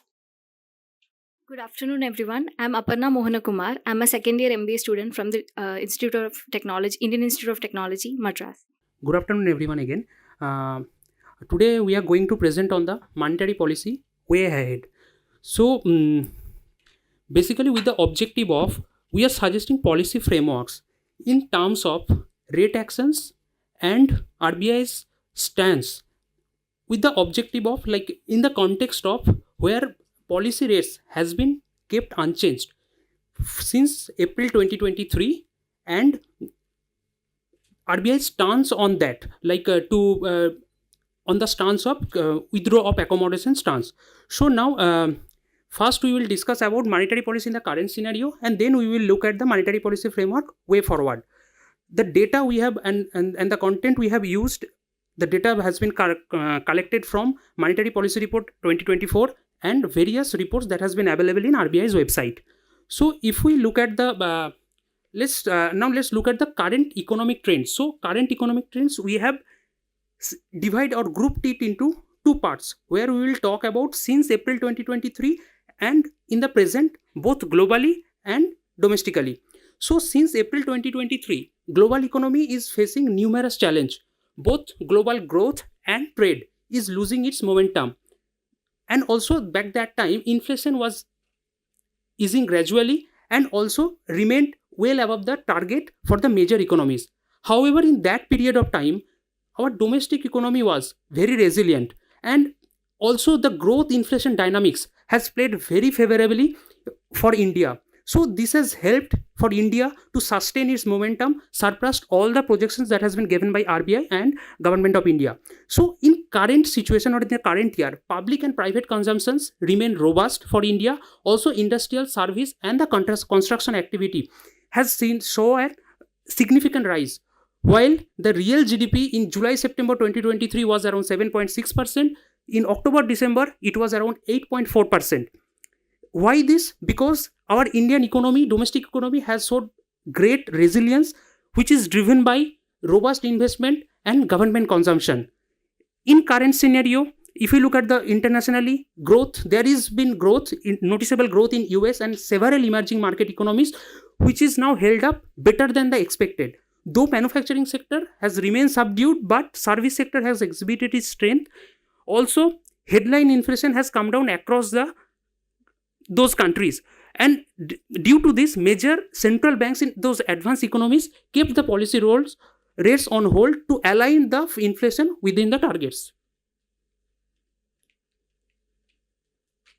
So now we shall talk about the current monetary policy actions taken by RBI, followed by the huge injection in the liquidity into the system due to the COVID pandemic. RBI had increased the policy rate by 250 BPS during the May 2022 to February 2023 to withdraw the huge liquidity, and it has shown resolution that it remains committed to the stance of withdrawal of accommodation. In the fine-tuning operations, especially for the last 2-3 years, RBI has increasingly used the variable rate reverse repo operations and repo operations, and in February and March, RBI had conducted around 14 of them to adjust for the seasonal friction in the liquidity. If we see as the transmission of the monetary policy rates, we have seen that it has been gradually linked over the years, with more and more banks issuing fresh loans linked to the any external benchmark rate. If not, they are linked to the marginal cost of lending. Other benchmark rates have been almost practically inexistent for the new loans. In this regard, public sector banks have been better than private sector banks for the issue of the fresh loans. However, private sector banks have shown more promptness in transmitting the monetary policy for the existing loans, even for deposits also. So, in the light of the limited time you have, do you want to talk about the policy decision and the rationale to give yourself more time to explain what you decided and why, other than going into the current scenario? Okay, sir. So we'll conclude by saying that in very recently there have been a surplus in liquidity, and so the weighted average call rate has been hovering around the repo rate. So now we shall talk about the expectations that the industry and the consumer have, which have been reflected in the surveys recently conducted by RBI. So there we have seen that all the industrial sectors, services, manufacturing and construction have shown positive outlook in the near future. However, industrial and manufacturing expect some reduction in the sales and the profit figures. Furthermore, if we come to the consumer side, although their expectations of inflation are coming in line with the monetary policy as desired by RBI, it is still significantly higher, and they still have some sort of pessimism about the very near-term employment. In the future, there's in the 1 year hence, they are having some expectations, better expectations. So we can see that there is still scope for reduction in the prices across the economy that will benefit both the sectors. Now let's look at the consumer price index trends and expectations. We can see that the core inflation has softened in the financial year 2024, and however the CPI inflation rose sharply, and this is due to mainly food price inflation. And despite this deflation in fuel inflation, the food price shocks are so high that it is affecting and making the CPI inflation levels at a heightened level. When we look at the headline inflation, it reduced to 5.1% during January to February 2024, and core inflation declined to an all-time low of 3.4% in February 2024. Right now, we can see that the headline inflations and the core inflation are well inside the tolerance level of 2 to 6%, and there are good monsoons predicted, but still there is variability involved, and hence food prices tend to be high this year as well, could be. And the base effect of low core inflation will affect only in the later part of the year. And as per the last MPC in April 24, we can see that the CPI is expected to hover around 4.5%. Now, when we look at the exchange rate management and foreign exchange reserves, gold has important implications. The gold reserves of RBI currently forms 8.98% of the foreign reserves. Due to the anticipation of rate cuts in the US, and there is increase in geopolitical tensions and other threats in the international scenario, and as gold is a relatively safer investment in unprecedented times, it reduces the dependency on dollar of the country, and it also helps in diversification of the assets and thereby mitigating the risk associated with it. So it ensures safety not only in terms of value, but it ensures liquidity as well. So now comes to the main and then the important part of this presentation. So now we have assess our economy or assess the economy. Now we are coming to the main part, that is recommendations. In the recommendations, we have divided for RBI in two parts, that is short-term recommendations and also long-term recommendations. So in short-term recommendations, which are suggesting for policy frameworks, so there have been frequent food price shocks, which is impeding the ongoing disinflation process. So monetary policy needs to remain very actively disinflationary. Also, RBI has projected the CPI inflation around to decline around 4.5% in 24-25. So in this case, though the range is within the range of inflating target framework, so but this is beyond 4%. So in this case, we feel RBI should, for short-term consideration or short-term recommendation, RBI should continue with their withdrawal of monetary accommodation, or which is expanding the withdrawal the money from the system. RBI should continue with that. We are suggesting that, or reducing the money supply in the economy. This will help to control the inflation further and align the CPI with its target. Also, keeping the policy repo rate as it was unchanged this quarter also. So it should the repo rate should unchanged at 6.5%. And main key risk which we find through the assessment, it is rising from geopolitics and rising crude price. So in this case, RBI has to be very watchful and staying cautious on the policy. We have to also promote a system that is robust and resilient, and which has to be future ready to support this economic growth. And in this case, price stability becomes a very important component. So because with this price stability, we can bring the sustainable growth or for the long term period. Also, if we look at the present scenario, inflation is in a declining trajectory, and GDP growth, as it is buoyant and is projected around 7%. So at this juncture, we can say key inflation is within the 4% and within the inflation targeting framework, that target. So we cannot just lower down our guard, and we can just continue whatever RBI is doing, and the policy should following in this way, which will be helpful in terms of sustainable.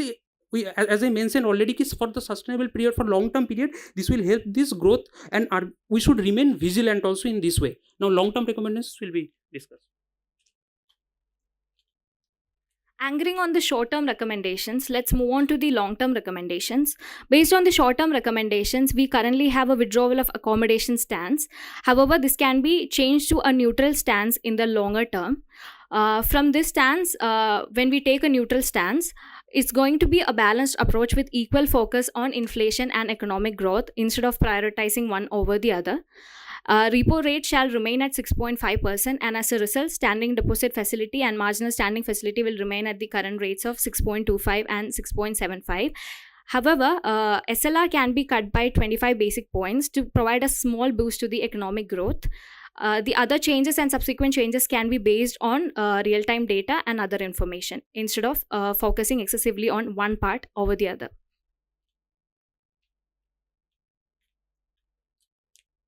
So finally, we want to conclude by saying that the global economy is recovering, but it is at a slow pace.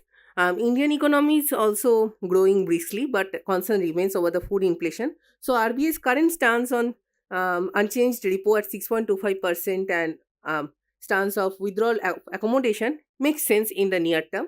However, from the CPI trend, we can see that especially the CPI core is heading towards the lower limit of the FIT framework.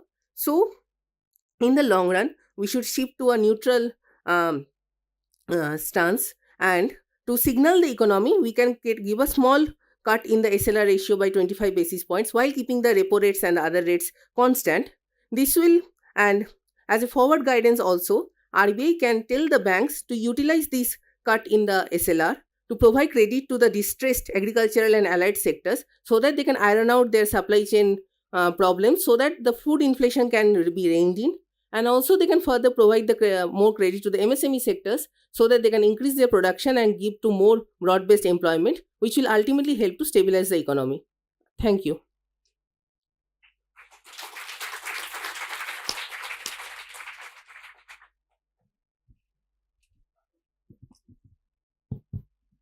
Okay, so thank you very much. You said in the long term, in your forward guidance, you want the central bank, Reserve Bank of India, to communicate to the market that it would like to move to a neutral stance? Yes, sir. And with only, by the way, current repo rate is 6.5, not 6.25. 6.5. Okay. Why would you want to do that? And what is the trigger you are anticipating for it to move to a neutral stance? Do you anticipate economic growth to weaken, or unemployment to rise, or inflation to undershoot the 4% target?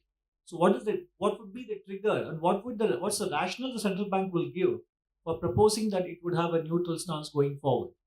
To begin with, as I mentioned, the CPI inflation has been reducing over the past few quarters consistently. Especially if we see the CPI core, it is right now at 3.4. It is below 4%, and we can see the till now, since we have a hawkish idea, so it is projected to go even further.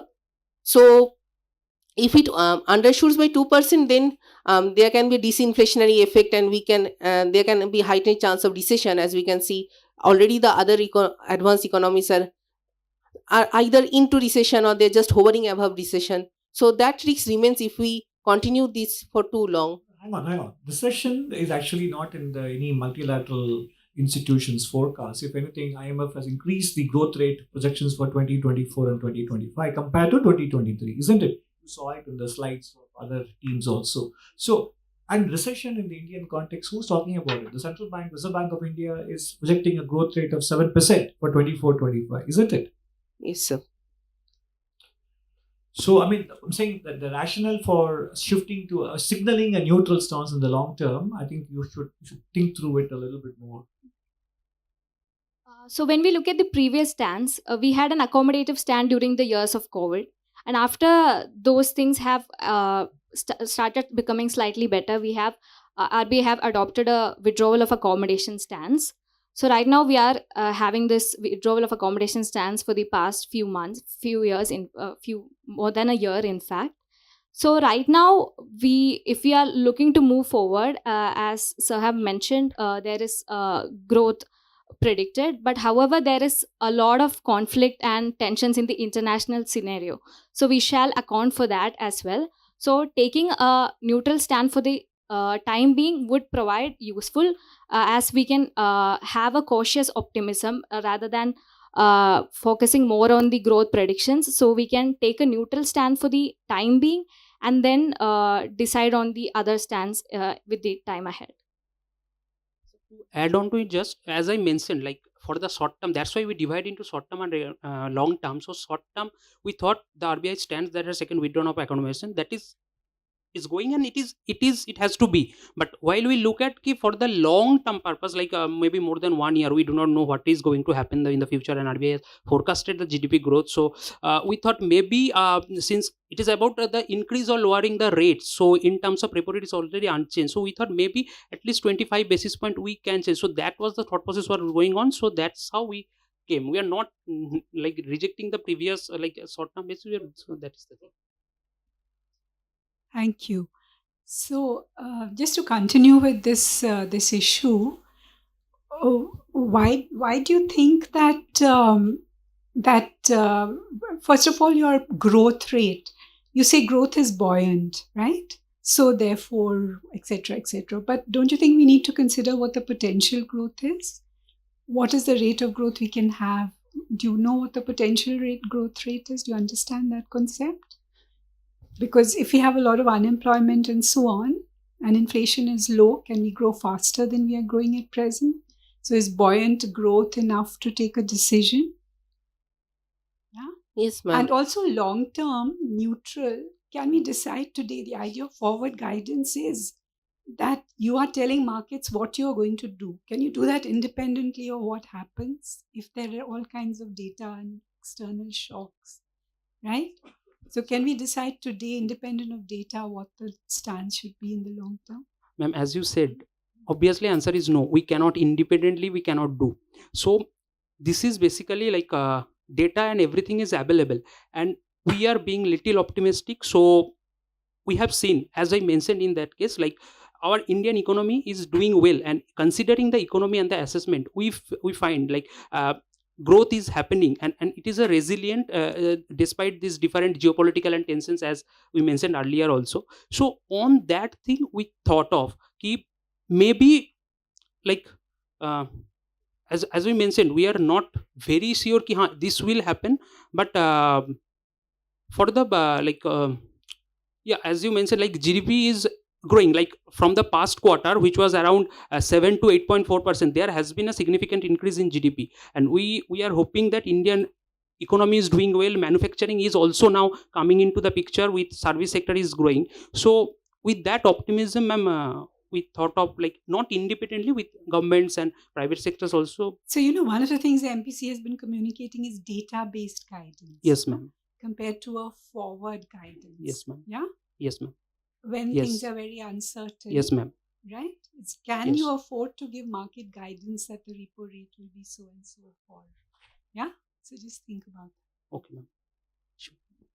Just to take up from what Professor Goel has pointed out, you heard something like Taylor series, Taylor's rule. Yes, sir. We have read in the report like they have been used You to. have not used that for today's thing.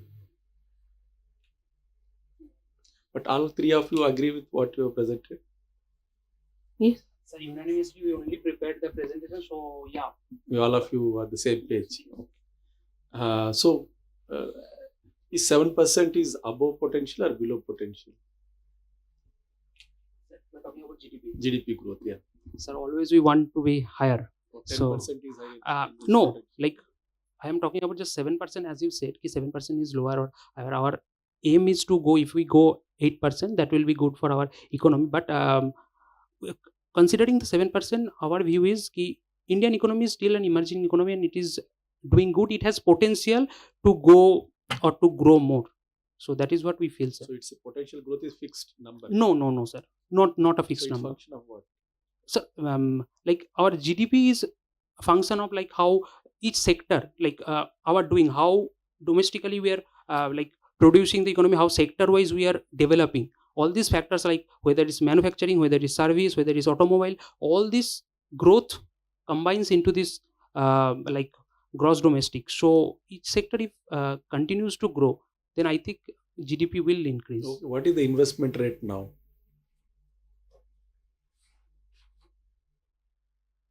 The savings not 2023, 24 wala data. Because many data is 2023. So. Savings, your investment rate. Investment as a proportion of GDP. Okay. No, sir. Okay. Don't know. So one last point. Somewhere I said, sir, that SLR should be reduced by 0.25%. Why do you think so? So the rationale behind SLR. SLR or CRR? Which one? SLR, sir. Are you sure? Yes, sir. So we have mentioned SLR to be reduced by 0.25 basis points. Right now it is 18%. So since all the other rates remain unchanged and CRR is also at 4.5, so we thought reducing SLR by a bit can be a little bit of a boost to the economic growth. Like we said, we were mentioning a neutral stance, right? So we were trying to have an equal focus on inflation and economic growth. So for inflation, we are definitely not reducing the rates, or we are keeping the rates at unchanged. So just to give a little bit of boost to economic growth, we thought reducing the SLR by at a small point, like 0.25 basis, would be a good option to choose. Yeah, to continue with that, what's the flip side of a reduction in SLR? I mean flip side. What are the minuses of a reduction in SLR? If they reduce the SLR, then bank will have more credit and their disposal, and then the bank may display a tendency to deploy the credit in a haste, so that may lead to an increase in bad loans or NPS. That can have a. And do you know whether banks have excess government security holding, excess of SLR? Yes, right now banks are maintaining much above the SLR. If I remember correctly, it is around 24% or like that. Most many of them. In that case, what would you achieve by reducing the SLR? If they're already holding the excess, what would you achieve by reducing it? Normally, sir, when we reduce SLR, it will give a boost to the economy, and ideally banks should lend more so that people can have more money. But if they're already having excess of SLR, yes, even if you reduce SLR, do you think that will change their behavior? Or so what's the rationale for having SLR? Probably not. They won't change the behavior since they maintain way above SLR. SLR being at 18%, and if we reduce it a bit, if we reduce it by 0.25 basic point, that doesn't mean that banks will lend that extra 0.25 to the public. So it depends on the bank. And having the current stance of having more holdings than the SLR requirement, they probably won't do it. But however, it still keeps inflation in check because we are reducing this, but still it's not giving a rise to inflation. So that point can be achieved. And I'd like to add by saying that it is true banks are maintaining more SLR than what is mandated by the RBI. But as ma'am also said that we cannot give too many guidance based on just current data. We need the future data. So this more than an actual measure, this can act as a symbolic measure. This can display RBI's intent that we are interested in easing the economic conditions under the neutral stance. So that can act as a nudge to the bank that okay, RBI is wanting the economy to go in a certain direction and you should probably do that. Later on, if the data and the economy supports, we can maybe do a more cut in SLR or CRR and other measures to even further push banks to put more money into the economy. Just one last question from my side. You have repeatedly said prices shock, food price shock, fuel price shock. Now, what would RBI do in its monetary policy in response to a transitory food price shock? In the monetary policy, as per the monetary policy framework, RBI will first try to see whether it will lead to an persistent increase in inflation, the food shock, whether it will lead to a persistent increase in inflation or not. It will try to assess that.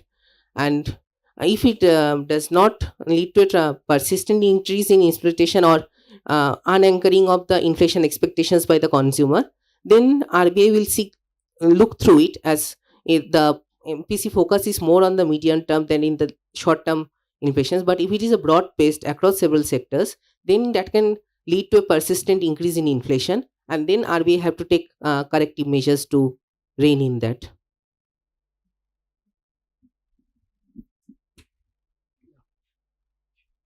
Okay, thank you. Monetary policy, no, I don't agree with Bhanu. Not everybody can do it because it's an art as well as a science. And the science path is a very, large technical apparatus you have to understand and master.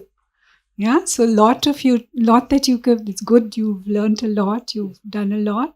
There's a lot more, you just scratch the surface. There's a lot more for you to learn, yeah? Best of luck. Thank you. We also welcome amongst us our Deputy Governor, Shri T. Ravi Shankar, who has taken time out of his busy schedule to be with us. This competition and the occasion to present before the esteemed panel today is a unique opportunity for the young participants. The teams have traversed their journey from the regional rounds to the national final, supported by their faculty advisor, who are also present here today. I request Executive Director Shri Ajay Kumar to felicitate the faculty advisors who have guided the participating teams during this competition. I request Dr. Vikarunisa from DMS University of Kashmir, Baramulla, to kindly come on stage.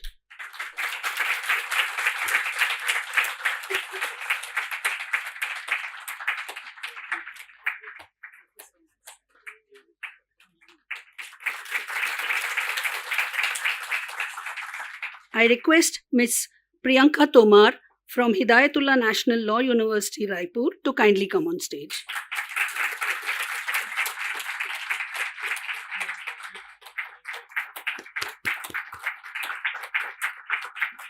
I request Ms. Grace S. Malsomi from Pachunga University College, Aizawl, to kindly come on stage.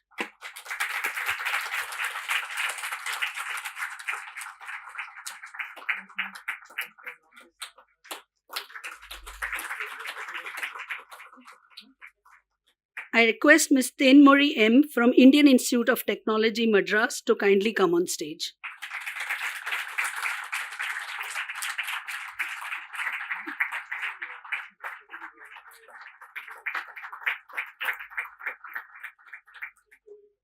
Thank you, sir. We are thankful to our panel of judges who so readily and graciously agreed to associate with the national finals of RBI Policy Challenge 2023 edition. On behalf of the bank, we request Deputy Governors to kindly present a memento to our panel members as a token of our gratitude. I request Deputy Governor Sir to present a memento to Dr. V. Anantanageshwar.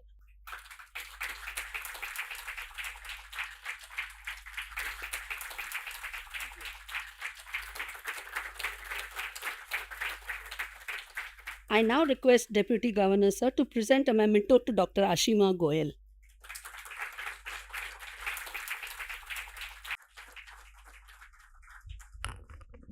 Thank you.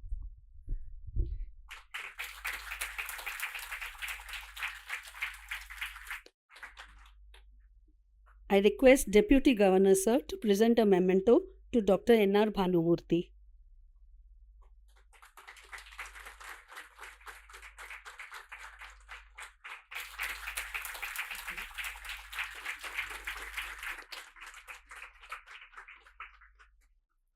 I now request Deputy Governor Sir to present a memento to Dr. Parthare.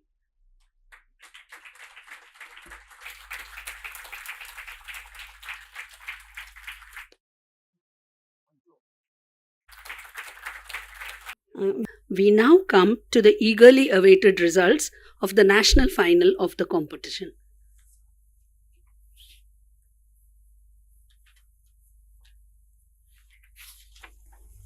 So may I request CA and Deputy Governor to come on stage and award the winners.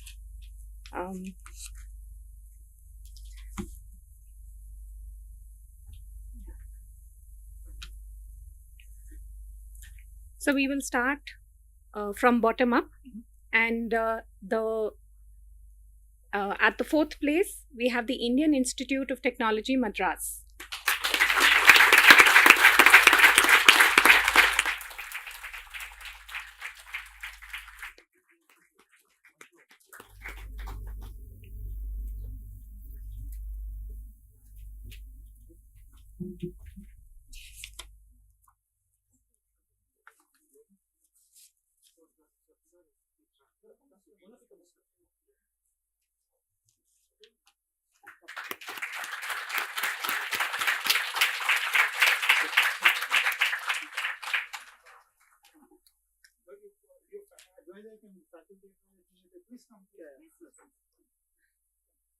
Sorry, I didn't realize.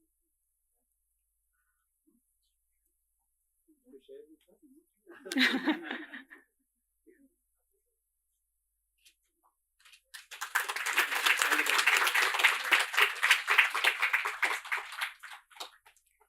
Narrowing the competition.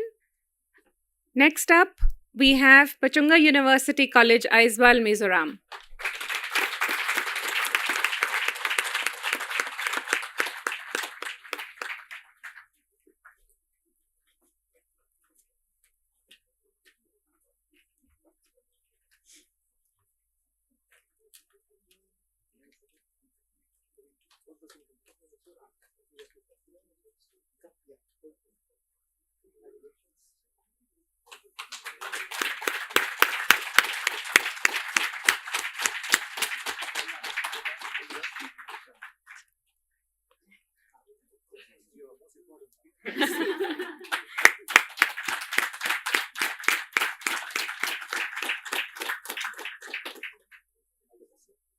And now with the next announcement, with one announcement, two results will be known.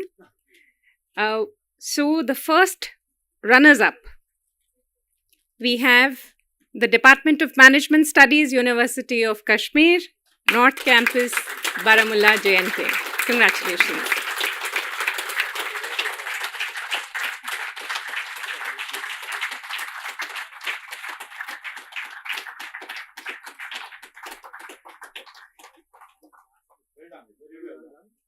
Some of you will accept.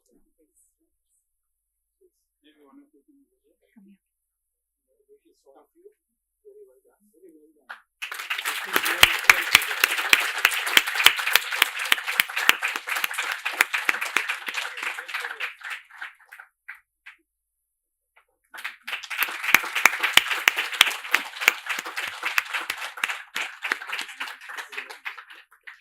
May we have the winners of the national finals?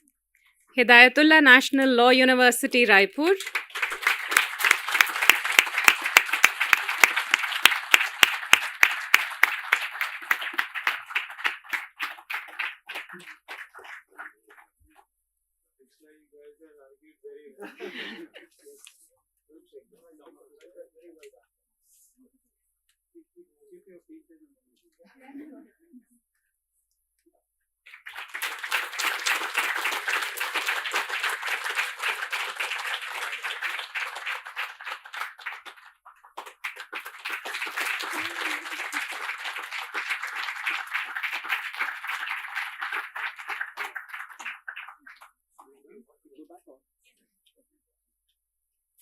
Heartiest congratulations to the winners and all the finalists. I now request Chief General Manager Srimati Vandana Khare to deliver the vote of thanks.